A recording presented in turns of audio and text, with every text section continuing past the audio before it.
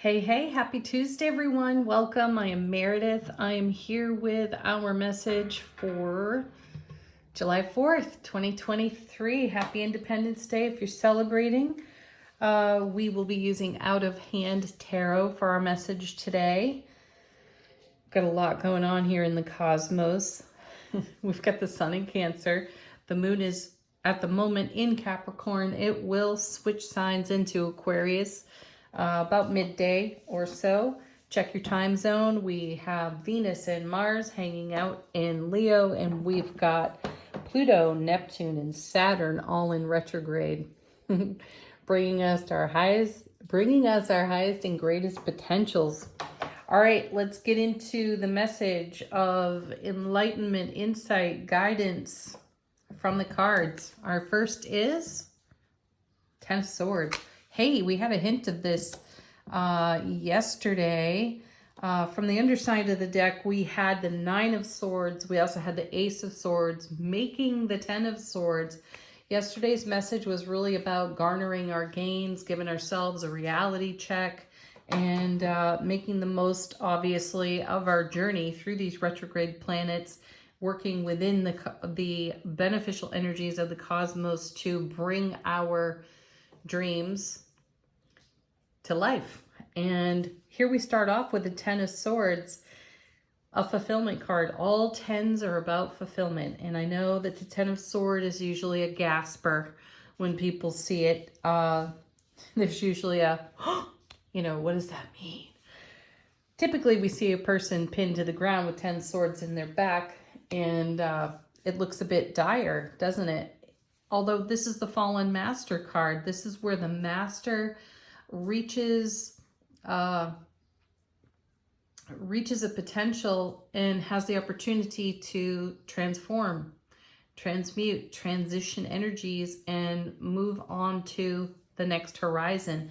So that's what's happening in the Ten of Swords card. We bring all of the gains we've garnered in self-mastery into the next leg of the journey. This card is followed by, look at that, the Ace of Cups. Any potential sting on those swords is neutralized, taken away by the Ace of Cups. One of our favorite aces, a divine and cosmic gift being offered to us from the divine all for love, bliss, joy, happiness on overflow. So we're standing in the overflow. And what a great card to have paired with the Ten of Swords.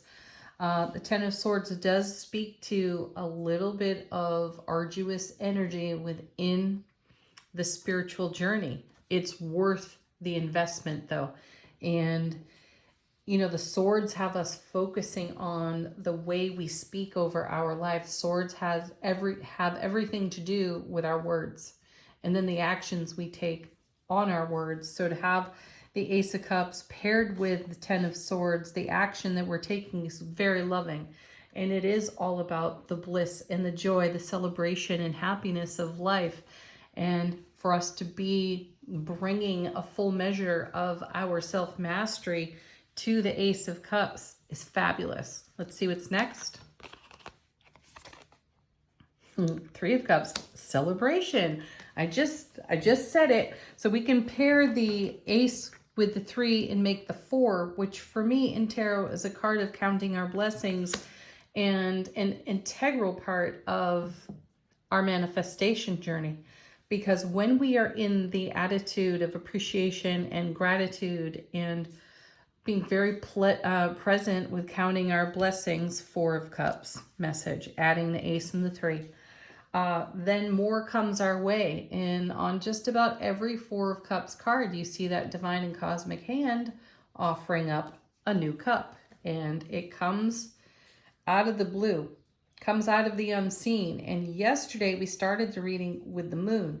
And I recall saying that something unknown becomes known.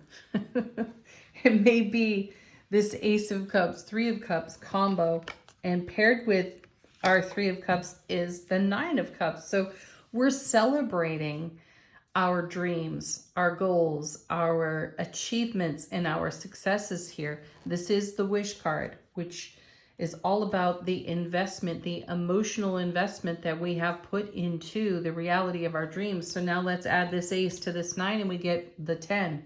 So here we have yet another nod to the 10 of Swords with fulfillment. So 10 of Cups energy, 4 of Cups energy, 10 of Swords, all of this coming together in celebration. This is a success message right here. This is a take a moment and pat yourself on the back. And that may be part of what was in consideration from yesterday's reading, where we had the 2 of Wands and the 2 of Swords, where we were pausing in the action to take stock of the journey so that we would proceed in a way that brings us closer to what we've been nurturing in heart space. We also saw that 9 of Cups paired with the 8 of Cups. So we may have been retracing our steps a bit to eclipse season and garnering our gains that way, you know, having one of those perspective moments in with the moon showing up as one of the first cards in the reading.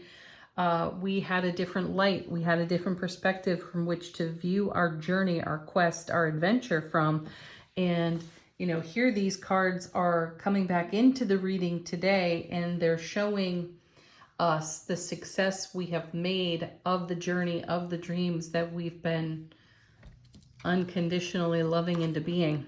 Oh my gosh. See, now there's the moon card. Just mention it, it shows up again. And I like how it's done in this deck, because as we look into the mirror, what do we see with the moon? And I feel this is a great opportunity for us to check in with our moon sign. If you have an interest in astrology at all, most especially your own chart, you're going to want to focus on your sun sign, your moon sign, primarily. Your rising sign as well. These 3 together really represent the complexities and the uniqueness of our personalities and of our spiritual journey. So when we take a look at the moon in the out of hand tarot, what are we seeing?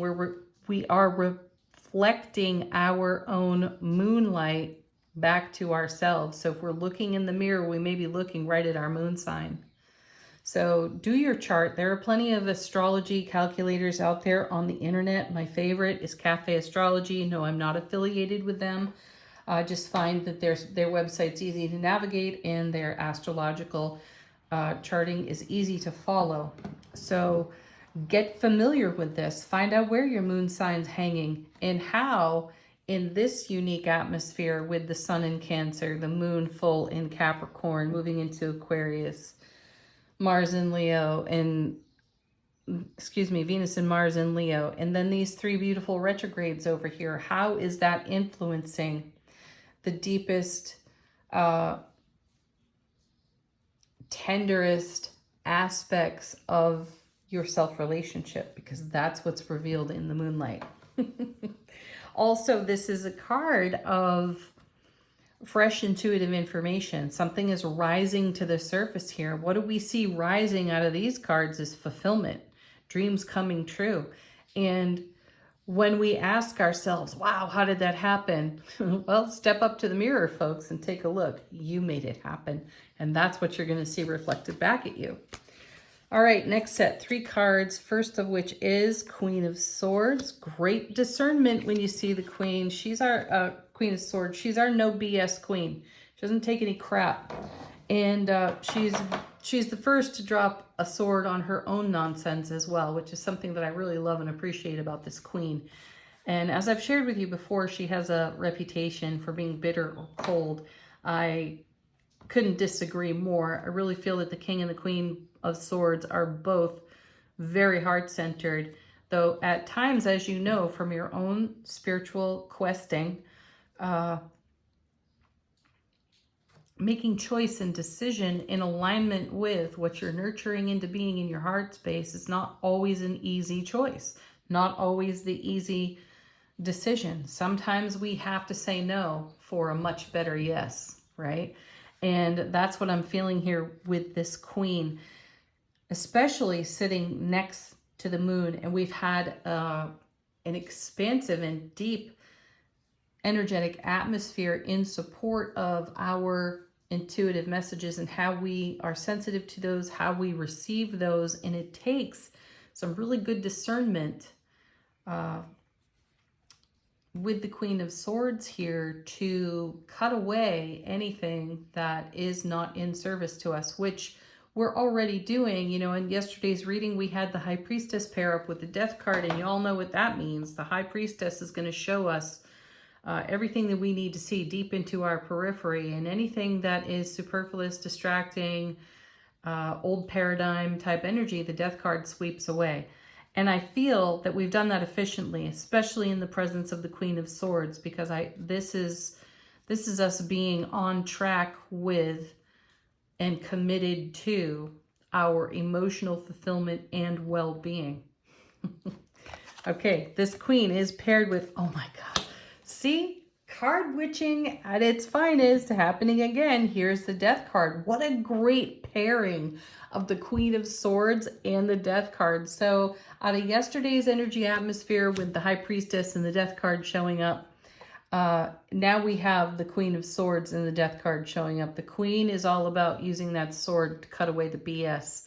And the Death card's here to transform the energies into an efficient alignment and a destined alignment with our horizon. What's on that horizon? And then we have Five of Pentacles. Great.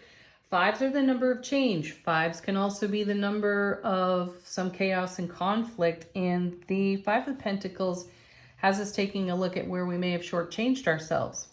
This is also a card of non-conformity, by my intuitive opinion as a tarot card interpreter. And typically we see two people out in the cold looking, you know, a little worse for wear, and there's a sanctuary nearby that they can go into. However, there's a cost for that. And at other times in the spiritual journey, the spiritual quest, we've gone into the sanctuary and discovered that we paid a high price for it. My sense of the cards here is that we are in a bit of reflection, Moon card, for those life experiences when we did shortchange ourselves, when we did allow breadcrumbing to be a thing. And we've put an end to that. We're allowing that to pass off of and away from our foundation. And we're the Queen of Swords wielding that sword to cut that shit out. All right, let's take a look at the bottom of the deck. How is the universe supporting us in this beautiful divinity right here, in this energetic atmosphere, and what's going on behind the scenes that you may not be succinctly aware of? We have the Knight of Pentacles. So see, there is that energy of pause still hanging with us, which is wonderful. I felt the essence of it in yesterday's reading with the Two of Swords, Two of Wands. I could feel the essence of the Hanged Man there, pause in the action for enlightenment. I'm actually sensing that same energy here with the Knight of Pentacles. We're not being impetuous. We're not being impulsive at this stage of our unfolding journey, because my sense of it is there's a lot at stake. We're bringing some really amazing energies into fulfillment on our foundations. I mean, we've got the Ten of Swords, the Ace of Cups, the Nine of Cups, the Three of Cups. We've got the Moon here. So we're at a critical point in our manifestation. And the Queen of Swords is a great reminder alongside that Death card to keep your inner dialogue in self-relationship up to snuff. Keep it loving, because any of the older thoughts, programming, belief system could be an energetic drain on the now if we linger in those energies. We can honor them. We can have gratitude for them because they helped to shape the here and the now. And the Death card is here as a service to us, and so is the Queen. So let's move along without any sense of urgency, without being impulsive, without being tempted by our own ego vulture thoughts. If we see it, if we spot it, if we witness it within ourselves, let's slowly, deliberately take action on it in a loving and kind way to keep this dynamic flow rolling along. And we have the Two of Cups. So we have the Ace, the 2, the 3, and the 9 of Cups on the table. This means there's a great progression taking place. What I'm sensing, our broadcast, our ripple effect is very dynamic. This is why the thoughts and the actions we take on our thoughts, Queen of Swords, are very important to us in the now, because we want to maintain consistency in our alignment to everything that is unfolding in our heart center. So here's the Two of Cups, an ever deepening and expanding bond.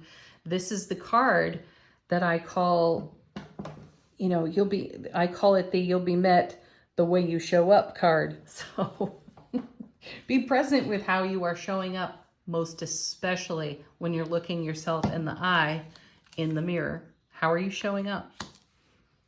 Are you allowing vulture thoughts to make a victim of you, even temporarily, because you've got some story from the past? We've all got a story from the past. Is it influencing the now, or are you taking the opportunity to set that free so that this 10 of Swords, Ace of Cups, 9 of Cups, potential 4 of Cups, potential 10 of Cups takes root? Oh my gosh, look at this. Now we have the Lovers. Talk about inner unity. This is our divine feminine, our divine masculine in harmonious alignment. How beautiful is that? So again, this is not something we want to rush through, Knight of Pentacles. We want to savor this experience and cherish it, get the most out of what's precious to us, and then cultivate more of that. So we're making choice, we're making decision on how we go onward, how we develop into the oncoming in a very loving and fulfilling way.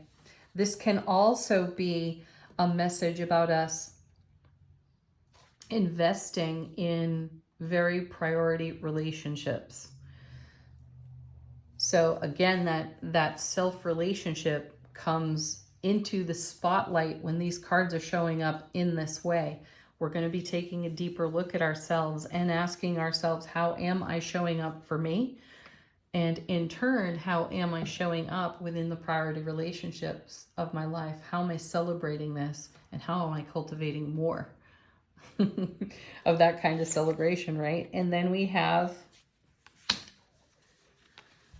the Ace of Pentacles, doorways of opportunity opening up for us, being offered to us. Remember that the aces are divine and cosmic gift. The cosmic hand is delivering this opportunity. And as I've mentioned many times over in previous readings, the Ace of Pentacles is a card of great love. And it takes great love to cultivate a foundation of this kind of joy, happiness, and bliss on overflow.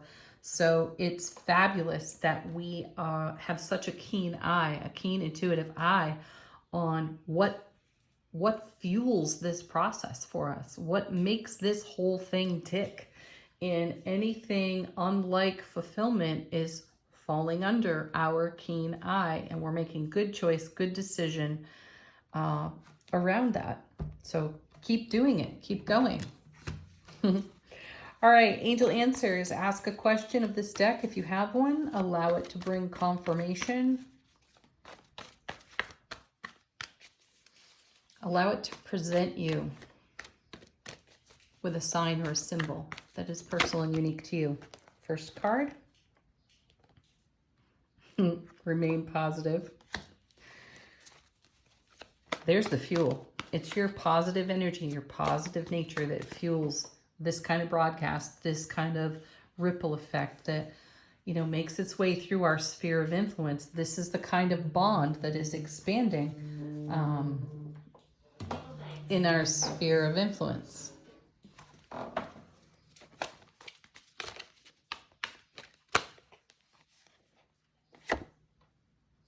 And then let go. And enjoy this divine flow. Ooh, the abundance card is back. I enjoy seeing that because You can feel the abundance of opportunity just vibrating out of these cards. That's a positive sign. So remain positive about that. One more.